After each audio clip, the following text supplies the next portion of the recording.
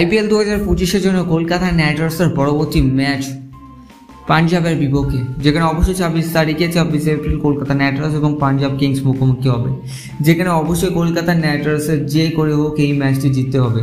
তার কারণ Kolkata night Riders যদি এই ম্যাচটি হেরে যায়, আনঅফিসিয়ালি ধরে নাও কলকাতা নাইট রাইডার্স এবছর বিদায়। কিন্তু কলকাতা নাইট রাইডার্সের কাছে হাতে এখনও আছে, তার কারণ কলকাতা নাইট রাইডার্স যদি এখান থেকে মাত্র 5টি ম্যাচ জিততে পারে তাহলে তারা কিন্তু সেমিফাইনালের জন্য কোয়ালিফায়ার করতে পারবে, অর্থাৎ প্লে অফে উঠতে পারবে। বাট কলকাতা নাইট রাইডার্স পাঞ্জাবের বিপক্ষে জেতার জন্য প্রথমে তো রহমান পাওয়ালকে অবশ্যই আনতে পারে, বা রাসেল রহমান পাওয়াল দুজনেই প্রথম একাদশে খেলতে পারে, অর্থাৎ মঈন আলীকে বাদ দিয়ে এখানে কলকাতা নাইট রাইডার্স এখন রহমান পাওয়ালকে আনবে। কলকাতা নাইট রাইডার্সের দরকার এখন ব্যাটসম্যান।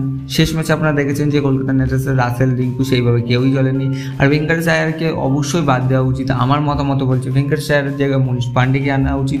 কি বলছেন আপনাদের মতামত দিয়ে কমেন্টে জানান, আর ভিডিও ভালো লাগলে লাইক, শেয়ার সাথে সাবস্ক্রাইব করে আমাদের চ্যানেলের সাথে জুড়ে থাকবেন। এবং পাঞ্জাব এবং কলকাতা নাইট রাইডার্স ম্যাচে অবশ্যই কলকাতা নাইট রাইডার্স যেহেতু প্রতিশোধ নেওয়ার ম্যাচ, কী হয় অ্যাট দ্য এন্ড দেখতে হবে।